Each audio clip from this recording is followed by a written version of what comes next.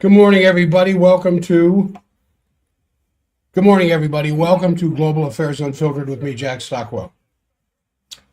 Um, there, that should take care of that. Tuesday morning, the 16th day of June, 2026. Plenty of things to talk about this morning. I want to talk about Juneteenth. I had a couple of disparaging comments made by some patients regarding Juneteenth, and they have a terrible misunderstanding of what this is. The biggest problem with Juneteenth is the name of it. They could have come up with a much better name. But it's a day that was made possible by Lincoln's Emancipation Proclamation, simply to put in front of us the fact that the principles of 1776 were fulfilled in law through the Union victory and the constitutional amendment. Now, this Friday, June the 19th, some Americans will be observing Juneteenth, which is a rather uniquely American day of remembrance and Thanksgiving, some moral clarity. And so I wanted to just spend a couple of minutes on this, maybe a little bit more than 2 minutes, but I wanted to spend some time because it commemorates June 19th, 1865, when the Union Authority finally got down to Galveston, Texas. And Major General Gordon Granger issued General Order Number 3, publicly announcing that enslaved men, women, and children in Texas were slaves no more. And the Order Number 3, began with these words: "The people of Texas are informed that in accordance with a proclamation from the Executive of the United States, all slaves are free." That's what it's about. And then the order added something rather extraordinary. It said freedom involved an absolute equality of personal rights and rights of property between former masters and slaves. Now that language matters. So it's not merely a holiday about, delayed news. It's a holiday about the long, bloody, tragic, ultimately triumphant effort to make the Constitution and the laws of the United States conform to the self-evident truth announced in 1776 that all men are created equal. And so news of this emancipation, June 19th, 1865, was announced to roughly 250,000 slaves in Texas, 250,000. And before General Granger's announcement, many of them didn't know that they were already freed by the Emancipation Proclamation earlier. So the Texas slaveholders, the plantation managers, the slave drivers didn't bother to tell the slaves the good news of the emancipation. So by June, by the time this happened, President Lincoln already been dead for 2 months, yet his Emancipation Proclamation remained in force, applying to all of the states that made up the rebellion, including Texas, all the way down to the sleepy Gulf Coast town of Galveston. And those men and women who had been slaves and who were told on June 19th of their freedom, gathered, celebrated the following year in 1866 in their finest clothing, with prayers and music and food and deep, deep thanksgiving. And that was the first Juneteenth celebration. Now, during the Civil War, on September 22nd, 1862, all that long after the Union victory at Antietam, President Lincoln issued the preliminary Emancipation Proclamation, announcing that enslaved people within the rebellious states would be free 100 days later. And this is what he said. This is what President Lincoln said. That on the first day of January in the year of our Lord, 1863, all persons held as slaves within any state or designated part of a state, the people whereof shall be in rebellion against the United States, shall be then henceforward and forever free. And so his message to the Confederate States was very clear. Stop rebellion, or your slaves will become free men and women. Now, there's been a lot of argument about that, as to whether, if they were to stop the rebellion, slavery could continue. But slavery was on its way out. And I'm not sure completely of what was going through his mind when he said that. But 100 days later, on January 1st, 1863,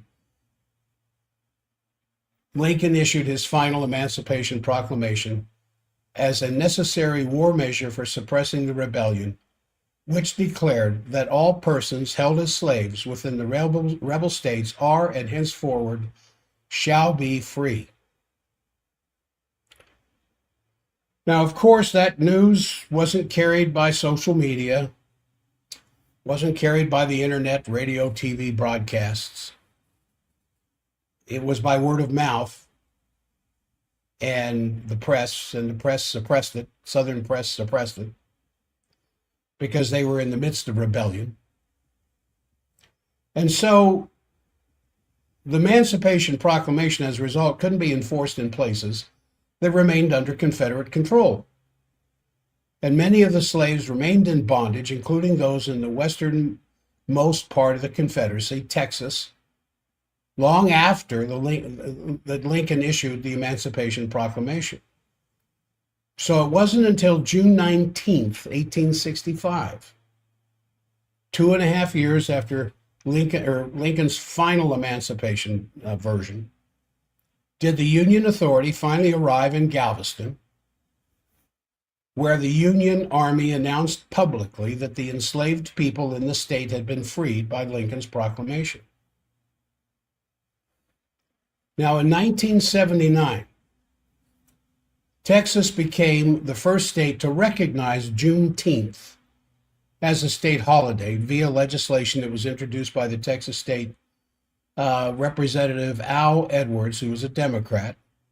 Many states followed thereafter, either adopting Juneteenth as an official holiday or memorializing it as a day of observation, whatever. But it's curious that Juneteenth, a holiday made possible by the Republican Party, has been embraced mostly by Democrats who've actively promoted and integrated into their party brand, which may be part of the reason why the more conservative thinking mindset, especially in the red states, have a hard time recognizing Juneteenth because they think it's some kind of a Democrat Party celebration, when in fact, it's the final embodiment of Thomas Jefferson's words on July 4th, 1776, that all men are created equal. Now, I didn't have the time taking care of people yesterday in my clinic to make that explanation. And Juneteenth has always bugged me because of the name. They could come up with a much better name. However, I don't know, maybe that's part of my racism. I don't know. But the majority of people on this planet are people of color. The whites are a minority. It's interesting how much power they wield, how much power we wield on this planet as the white race. And I hate saying white race because there's only one race, and that's the human race. They're just different versions of it. But I hope you'll think twice when Friday rolls around as a national holiday, Juneteenth, and not think of it in racist terms, but think of it that here is this 250,000 population group of slaves in Texas who still didn't know months to actually 3 years after the Emancipation Proclamation that they were free. And imagine the celebration. Whoops. Something's playing at K-Talk. Imagine the celebration that must have been going through their hearts and minds at the time. Just put yourself in their place for a moment. Whoops. And maybe celebrate with them. All right. I think that's all I wanted to say about that. Then I want to, yesterday's program ran into a period of time where I ran out of time. And I was talking about the 1796 farewell address from our first president, George Washington, warning about not getting involved in equitable relations with other nations. Now, you'd think that we would want to be on good speaking terms, and what Washington was referring to was kind of a good old boys club with other nations. He warned against that. There's nothing wrong with doing trade. There's nothing wrong with economic relationships in the sense that both countries involved in some kind of a trade or treaty or whatever else are benefited by commerce between the two countries. But don't get too friendly. Now, put your mind in that mindset, or whatever time period that was. You know, almost well over 240 years ago. And what was he thinking? What was going through his mind at the time he said such a thing? Now, for those of you at K-Talk, when it goes to commercial, I continue talking to those who are on the street. I just kind of mute the button here for the radio broadcast. I'm talking about Washington's farewell address, which is what I finished the program with yesterday, but I had to rush through it. I didn't get to say what I wanted to say. And Washington, in his farewell address, was talking about not being too buddy-buddy with other nations in the sense of some equitable, good old boys club type thing. And that there's nothing wrong with doing trade and nothing wrong with trade treaties and relationships that promote the economic development of both countries. But don't get too friendly, especially when you start creating situations where there's a lot of passionate promotions and where you begin to forget the sovereignty of one country to promote the friendliness of another country. He said this: the nation which indulges toward another habitual hatred or a habitual fondness is in some degree a slave. Boy, I think of England. I think of Great Britain.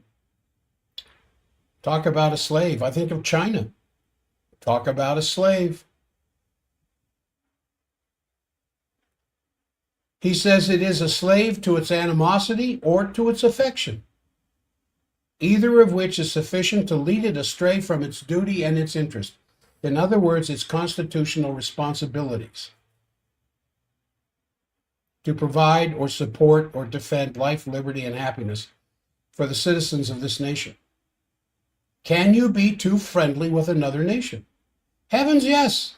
Because as soon as you drop the wall, you open up the castle guard gate to extra friendliness with these other nations. Here come the bribes. Here comes the money.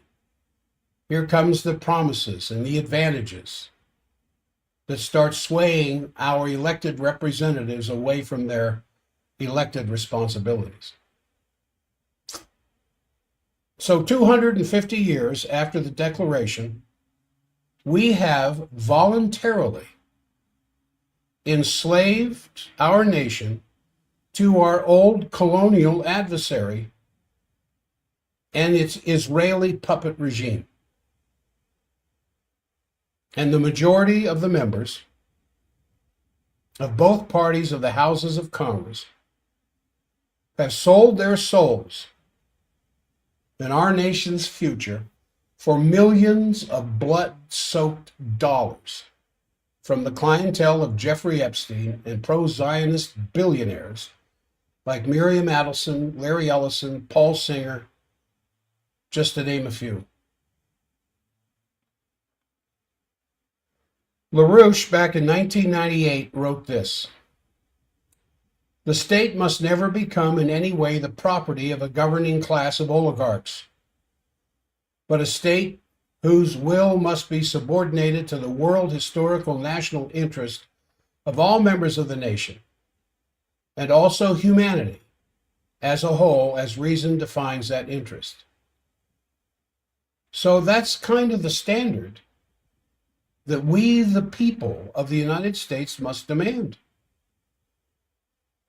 The government of this country is obligated by law to uphold the principles expressed in the Declaration of Independence and the U.S. Constitution. But it's we who have to be the ones who hold government to account. So who are you electing this fall? Pimps and whores of the regime that we are just so friendly with right now, that's going to end up costing us billions and probably lives of our service people to a degree we haven't seen since Vietnam? Or to people who represent the interests of the Declaration of Independence and the U.S. Constitution? That's all I want to say about that. Now, both sides dancing in the streets, announcing the completion of the U.S.-Iran Memorandum of Understanding, the MOU, that went on the other night, declaring victory for themselves. The U.S. is declaring victory.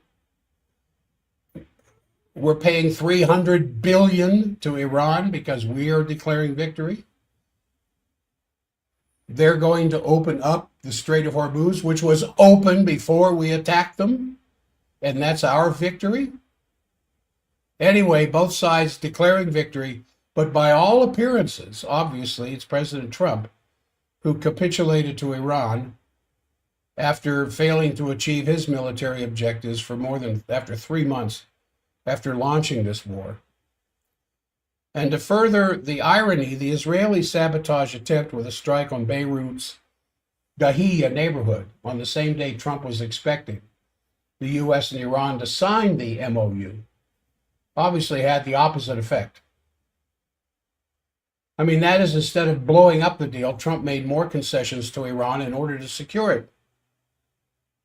He announced the immediate lifting of the U.S. naval blockade and agreed to the Iranian demand for a complete Israeli withdrawal from South Lebanon in this memorandum of understanding. The only problem is the Israelis were not a part. We're not part of this memorandum of understanding. They're over there right now in Tel Aviv, in Haifa, stomping their feet with anger, stomping their feet with anger over the fact that they were not included in this and they don't agree to it. And now President Trump has been seen yelling at Netanyahu.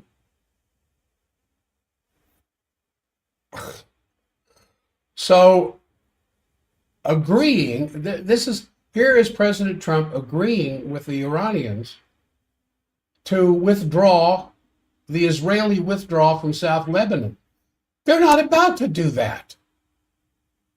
I mean, the Israelis are defiantly vowing to fight on in Lebanon, and they said they'll do it without U.S. support. I'd like to see how far that goes. So yesterday, Pakistani Prime Minister Shehbaz Sharif announced on X at about 9:15 p.m. Greenwich time that a U.S.-Iran agreement had been reached. Quote, both sides have declared the immediate and permanent termination of military operations on all fronts, including Lebanon. The official signing ceremony will be Friday, June 19th, in Switzerland. I would like to predict right here that that's not going to happen. The Israelis are not going to let this happen.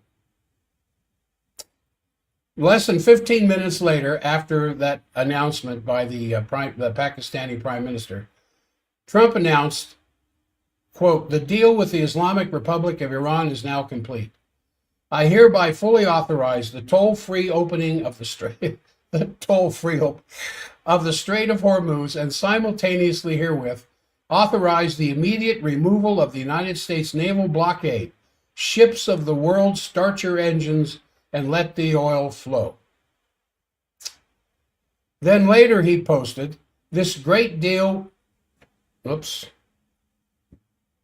something's playing at K-Talk. This great deal will bring peace and security to the whole region.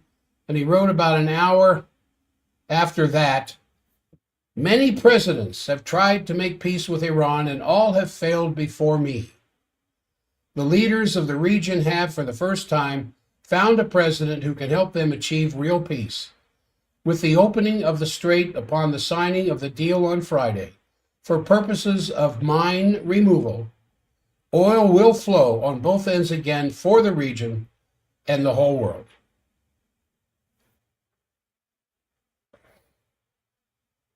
Well, as so many other people have said, and I have to say it myself, you can't make this stuff up.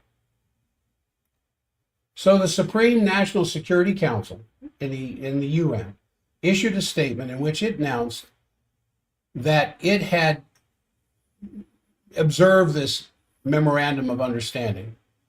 Quote, according to the agreements reached, the war and military operations on all fronts, including Lebanon, will end immediately and permanently starting from tonight. And furthermore, the naval blockade against Iran will be immediately and completely lifted, it said. And then it concluded with this. Negotiations for a final agreement will be postponed until after the other party fulfills its commitments according to the Memorandum of Understanding. The Islamic Republic of Iran appreciates the efforts of the Islamic Republic of Pakistan and the government of Qatar. There's just one problem. It's called Israel. And Israel is not about to get out of Lebanon. And even to the point where they said, if we have to do this by ourselves, we will. Now, another thing I want to mention before I get into some other updates would be, besides what I just said, I have to talk about this octagon cage UFC match on the White House lawn. On June 14th, Friday, when President Trump walked out to the octagon cage on the south lawn of the White House, he was met, as he has in almost all sporting events for the last several months, a mix of cheers and boos. And the most common word to describe the event in the media that were present to cover this was the word surreal. A reporter for NBC News estimated that the crowd outside the White House grounds was about 20,000. But photos appear to have had far fewer than that. And the event was sponsored by at least one beer company. And the prediction market, Polymarket, Truth Social, and cryptocurrencies, including Trump coin, were the supporters.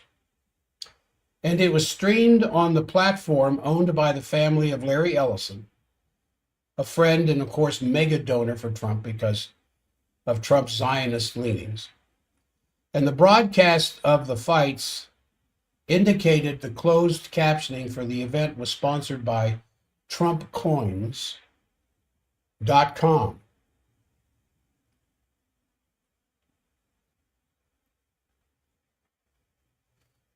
Yeah, Sammer, I was going to get to that. I want to mention that. So the protesters gathered on nearby Constitution Avenue and near entrances to the White House grounds. The U.S. Marine Corps band played one of Trump's favorite songs, the Village People's YMCA. And then the claw, this giant metal structure above the cage, was created by Stageco, which is a Belgian event staging company.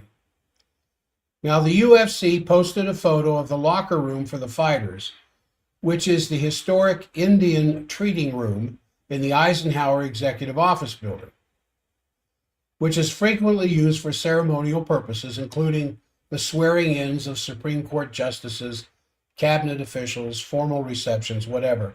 But in attendance for the cage fights, I mean, who was there? Well, J.D. Vance was there. Marco Rubio was there. Pete Hegseth was there. Steve Witkoff was there. Stephen Miller was there. And political hacks and cronies, and there were at least 9 cabinet members, as well as Speaker of the House Mike Johnson. There was a flyover by the U.S. Navy Blue Angels and the Air Force's Thunderbirds during the national anthem, which was performed by the country and western group, the Zac Brown Band. Vice President J.D. Vance was captured on camera, including one of Pope Leo's brothers, Louis Prevost, and his wife, Deborah Prevost, at the presidential ringside. I'm sorry. Also in the crowd was the Facebook founder Zuckerberg, and about 30% of the crowd were military in uniform, all who had to pass a height and weight test. No fatties were allowed, in other words. One of the fights was so bloody that the cage-side doctor nearly stopped it, but the jaded crowd chanted, "Let them fight." And one of the fighters, Josh Hokett, yelled into the microphone, "Michelle Obama is a man." The fighters were promised bonuses for things as the fight of the night, which would be paid in cryptocurrencies, which is promoted by Trump's family's World Liberty Financial. A British fighter wore a hat that said, "Donald Trump for Prime Minister." And of course, most of the UFC fans are mostly young white men. So according to a Reuters poll, only 16% of Americans support using the White House lawn for this blood sport cage fight. A new poll by NBC shows Trump's approval rating among all adults to be at a new low for his second term at 39%, only to be bested by Congress's approval rating of 11%. Now, whose fault is it that Congress's approval is 11%? Because you can't blame Congress. Congress is doing what Congress does. They're bought line, hook, line, and sinker. They're bought by their donor class. They do what their donors want them to do. And you know where I'm going with this, of course. The problem is you and me. We send these knuckleheads back in there year after year, term after term, expecting them to do what their campaign promises give us. Same thing we expected out of Trump. I voted for Trump because I believed his campaign promises. Now I find out that that's not going to be the case. Other than his closing of the border, I don't know what else he promised that actually came to pass. But I don't want to go into that. It's just that I understand Congress's approval rating is 11%, which you have to carry it to the next chapter. That is the level of efficiency of you and me as American citizens in taking care of preserving a government that only is allowed to legitimately exist by the consent of the governed. And as Jefferson said, when the government no longer does that, it's time to throw the bastards out. He was a little more erudite in his explanation of that than what I just gave you. But you get the point. So I think this now, I want to get, and Samer, you're right. Trump is going to involve Giuliani of Syria to battle Hezbollah before persevering IDF casualties. Yeah, they're going to use Syria to clean out Hezbollah so the IDF can stop their self-destruction, their armament, their military, their artillery, their blood being destroyed left and right daily. So what you'll see probably is the withdrawal of the IDF back down into Gaza to continue the genocide in Gaza, while Giuliani, being heavily supported by the American military, will take their role of trying to get rid of Hezbollah. Good luck with that. Now, I think this 39th announcement of the deal, I think it is 39. I was almost thinking it might have been 40 of President Trump's announcements of peace. But it's, I guess, the 39th of the deal between the U.S. and Iran seems to, at the moment, be somewhat successful. I mean, one can only hope that it's going to last. But remember, Israel was kept out of this. Now, both sides, of course, are declaring victory, but it's very clear that the result has dramatically changed the strategic position of Iran for the better. I mean, nothing big has changed in terms of the Strait of Hormuz, which will be open as it was before the hostilities against Iran started. It's the United States that closed the Straits of Hormuz. Now it's the United States that's opening it back up. In good time, because almost every last drop of emergency reserve oil, of the millions upon millions of gallons that these reserve areas around the country have been holding on to, they're just about out of it. And if that oil does not start flowing immediately to the nations that are starving for it, and with the depletion of our reserves, I don't think it's unrealistic to expect $10 a gallon gasoline by September. Is that why Trump finally agreed to end this nonsense? Now, the entire reputation of the U.S. in the Gulf states at this point is clearly damaged, but it's obviously very good that the deal has been accomplished, and according to reliable sources from the GCC, it seems to be serious. And it includes different phases. Phase 1, a complete, permanent, and end to all hostilities in the region, including Lebanon. Well, excuse me, which is obviously the sticking point. And then the immediate, complete lifting of the U.S. naval blockade against Iran. And then phase 2, after another month, after 30 days, the U.S. confirms its commitment to non-interference in Iran's domestic affairs. The U.S. will not increase the amount of troops or military assets in the region, nor any new sanctions, and so forth and so on. So the first half of the frozen funds, $12 billion, will be made available after 30 days. The remaining half in the subsequent 60 days. And then also the nuclear issue will be discussed at that phase. So you just have to wait and see. The Pakistani Prime Minister Sharif announced that this is basically an agreement, that the official signing will be this Friday in Switzerland. Trump also announced the deal is complete. So does it look promising? I mean, the Iranians would be crazy to show up at this signing, because immediately you're going to expect for them to be assassinated, as they were the last two meetings.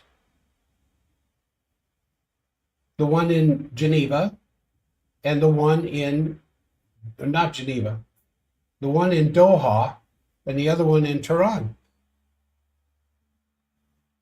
Now, there's a lot of aspects to consider here. Trump gave an interview to the New York Times where he said that Putin and Xi were playing a very positive role. On Xi, he said that he was a total gentleman.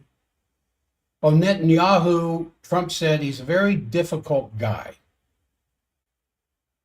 And to be honest with you, he should be very thankful for us doing this. Because if Iran had nuclear weapons, and he said Iran, I wonder if he meant Israel. He said Iran would not be around for 2 hours. Now, did he mean Israel? However, Agrachi, the foreign minister of Iran, called for an end to the military actions in Lebanon, which had actually taken place over the weekend again. With the bombing of Beirut. And there were separate phone calls with the foreign ministers of Turkey, Iraq, Egypt. However, the Israeli defense minister, Katz, said that the IDF is not going to withdraw from southern Lebanon. And you may think you control us, but you don't. Speaking to the American interests. We're not going to leave southern Lebanon until we get rid of the last member of Hezbollah, which is not going to happen. So that's not really the issue, is it? No, it's the ongoing, ever-growing continuation of Israeli borders. First, it was to the southern half underneath the Litani River. Now they want the whole damn thing. Now, the Israeli National Security Minister, Ben-Gvir, rejected this agreement, has already just come out and said so, saying that the Trump agreement does not bind us. We are not partners to this agreement. So what does that mean? Is there an agreement without Israel being involved? Because obviously the big question is, can Israel afford to move continuously on Lebanon without U.S. backing? They're flying American jets. There are some Germans, but mostly American jets with American bombs and American bullets and American gas.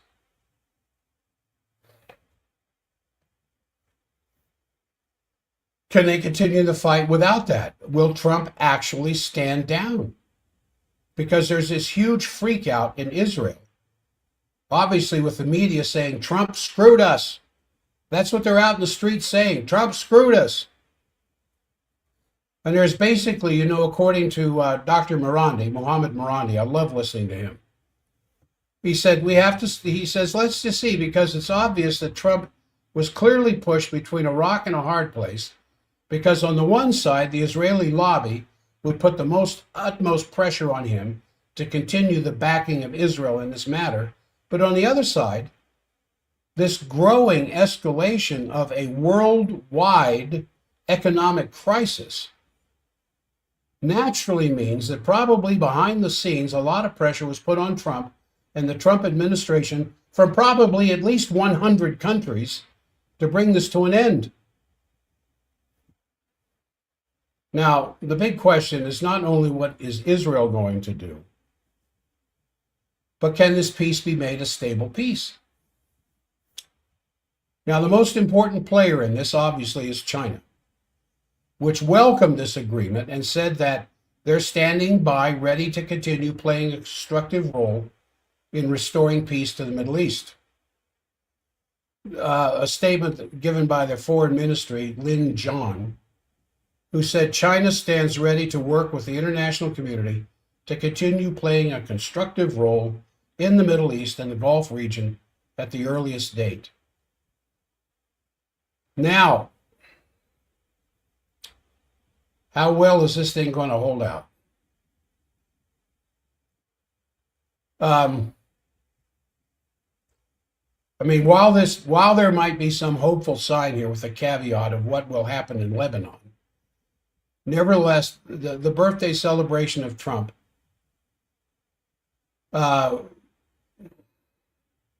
which apparently, the whole idea of what was going on with the cage fight and all the other crap. I mean, that's our cultural representation.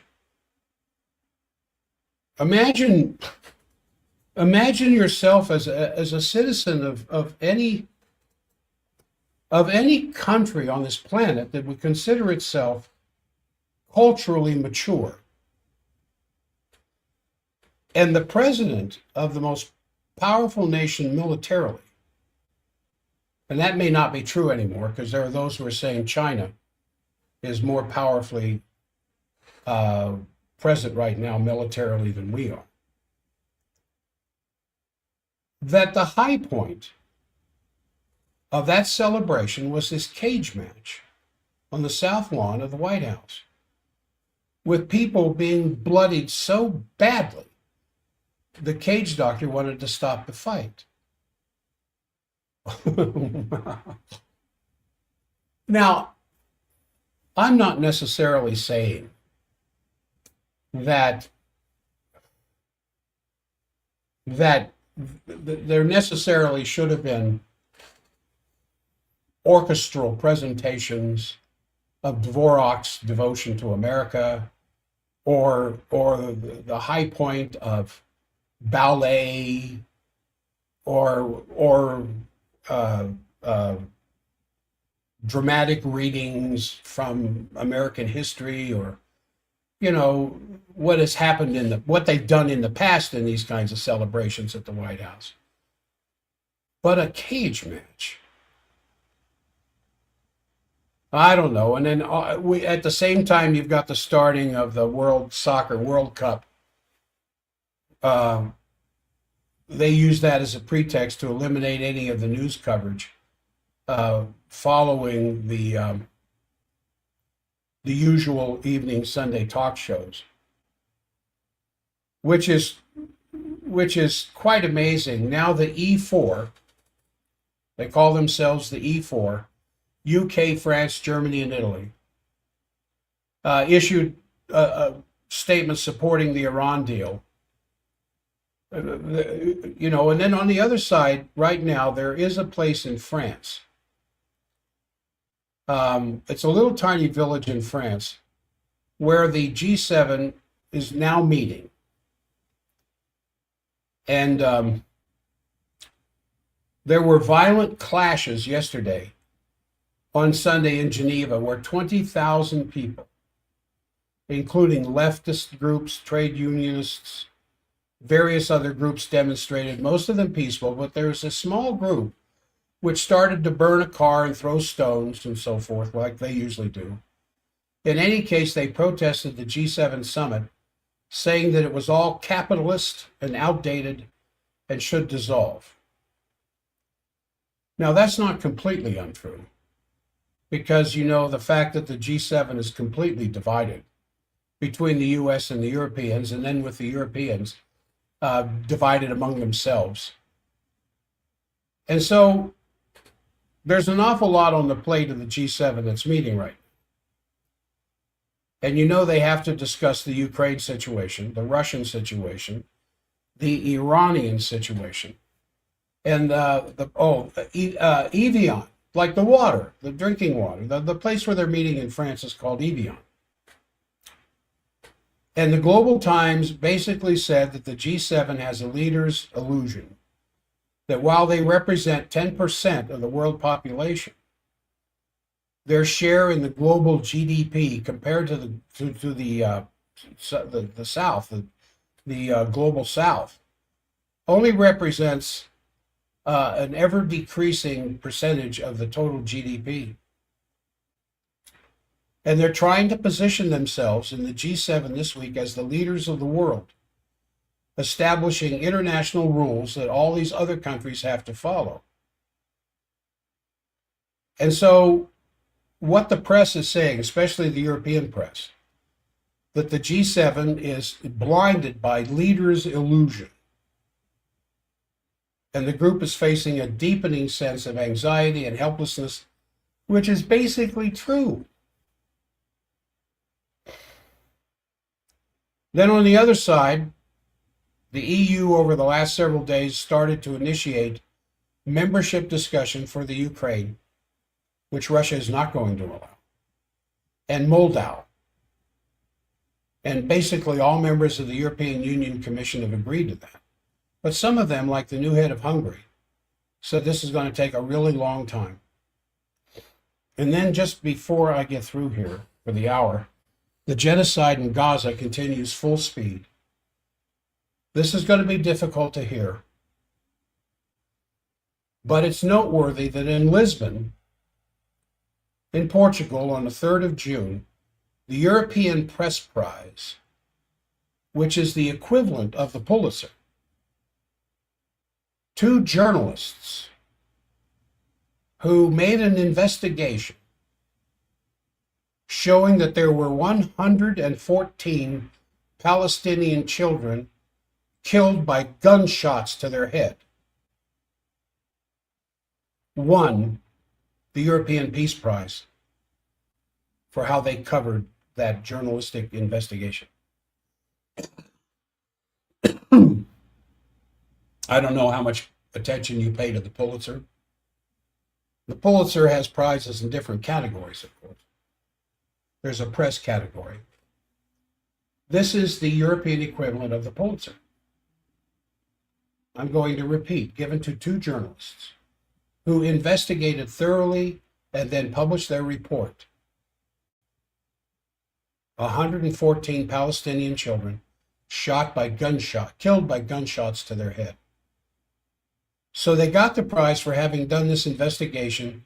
This story, and this is a story in and of itself, was not mentioned anywhere in mainstream media, which is not only scandalous, it's rather self-explanatory. Not one word in mainstream media. Now the war in Ukraine is continuing on. The war hype continues. There's an extremely important comment. Supreme Allied Commander of Europe, General Alexis Gredowich, said in a meeting at the air show in Berlin that Russia is not aiming to have a conflict with NATO. What? Let me repeat that.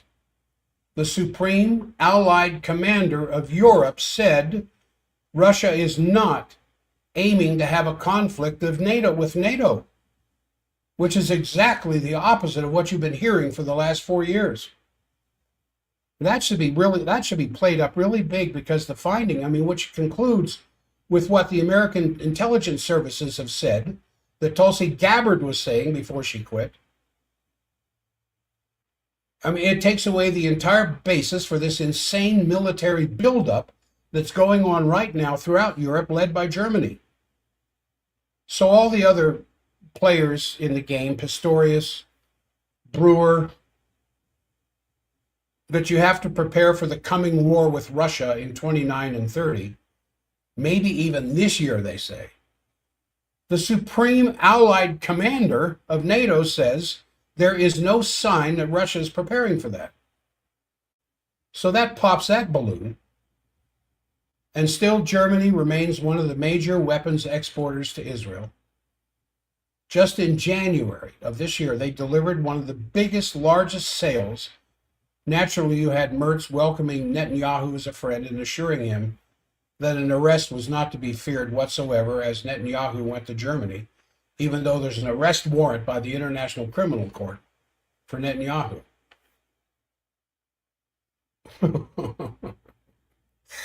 See, this madness continues.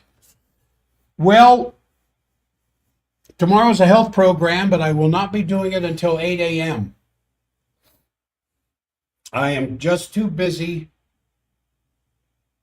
trying to survive that I don't have 2 hours on Wednesday. Wow.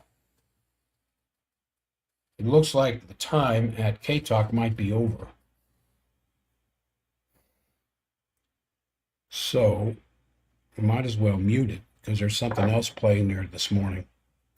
Right now. So to those of you on the stream, I hope this was beneficial. Just trying to keep things up to date, let you know what's going on worldwide that's going to affect you and your family in the coming months. And if they can get that straight opened up so the oil is flowing again, I think you'll actually see the price of gasoline and other things coming back down to a more reasonable amount. And what will happen historically? That this was the biggest military debacle in America's military history, probably since I was born in 1950. And I think President Trump has enough common sense left in his head to realize he has been had. AIPAC, the Israeli lobby, the Zionist lobby, Netanyahu saw him coming and they used him good. All right, so it looks like it may be going straight to news. Lowell will be taking over. I deeply appreciate this opportunity to be in this position. I really do. I don't take it for granted. And I will see you all tomorrow with a health show at 8 a.m. And I will bid the stream a fond adieu. Like and subscribe if you'd like to see these numbers grow. I would really appreciate it, guys.